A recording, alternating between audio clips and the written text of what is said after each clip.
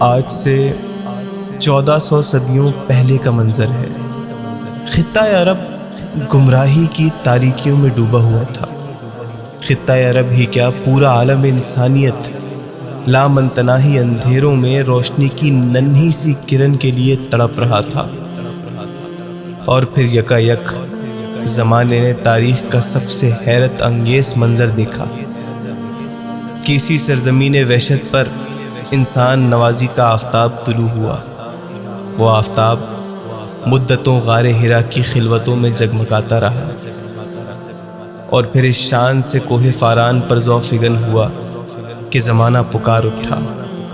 وہ نبیوں میں رحمت لقب پانے والا، مرادیں غریبوں کی برلانے والا، اتر کر ہرا سے سوئے قوم آیا اور ایک نسخہ کیمیا ساتھ لایا۔ یہ نسخہ کیمیا قرآن تھا، 30 پاروں پر مشتمل کتاب انقلاب۔ وہ کتاب انقلاب جو حضور صلی اللہ علیہ وآلہ وسلم کی معرفت زمانے کو عطا ہونے والا سب سے بڑا انعام ہے۔ وہ قرآن جو خود معجزہ ہے، اور جو اس کے قلزم نور میں غواصی کرے وہ معجزہ نما بن جاتا ہے۔ وہ کتاب انقلاب کہ جس سے پھوٹنے والی کرنیں ذروں کو آفتاب اور حذف ریزوں کو مہتاب بناتی ہیں۔ کتاب انقلاب سے انقلاب برپا کرنے کے لیے ایک داعی انقلاب کی ضرورت تھی۔ یہ داعی انقلاب ذات مصطفیٰ صلی اللہ علیہ وآلہ وسلم تھی، جو کتاب انقلاب کے خد و خال میں اس طرح ڈھل گئی کہ ناطق قرآن کہلائی۔ یہ قرآن ناطق اس قدر جامع اور اکمل تھا کہ اس کے خالق نے اسے سب سے بڑا نمونہ عمل قرار دے دیا۔ ایک طرف کتاب انقلاب تھی اور دوسری طرف داعی انقلاب کا کردار۔ جو بھی دامان رسول سے وابستہ ہو قرآن کے سانچے میں ڈھل گیا۔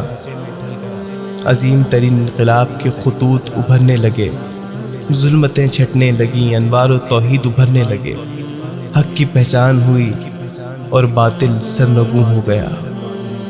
صدیوں کے میخوار خمخانہ وحدت کے طلبگار بن گئے۔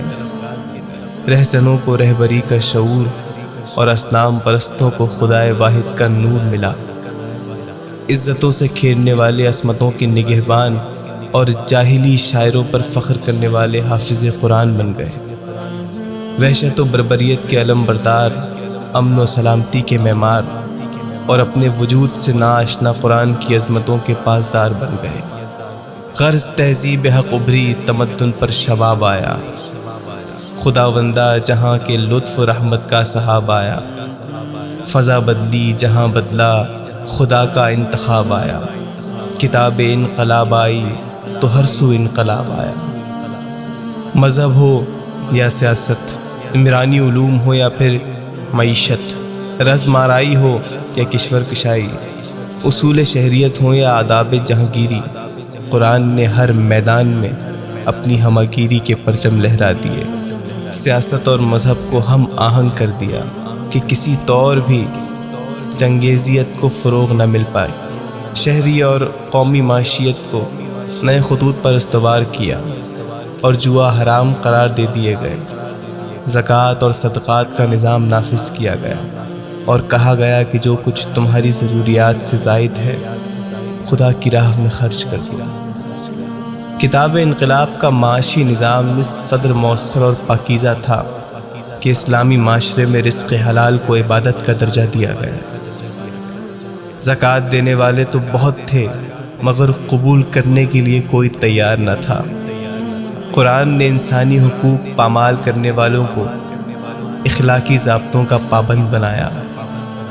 آجر اور اجیر، سرمایہ دار اور مزدور کو فرائض و حقوق کا توازن عطا کیا۔ اخوت اور مسلم بھائی چارے کی فضا میں غیر مسلموں کے حقوق بھی مقرر کیے گئے۔ غرض یہ کہ قرآن حکیم عالم انسانیت کے لیے جامع ترین کتاب انقلاب ہے۔ علامہ اقبال رحمۃ اللہ علیہ کے لفظوں میں، نوع انسان را کتاب آخری، حاصل اور رحمت للعالمین۔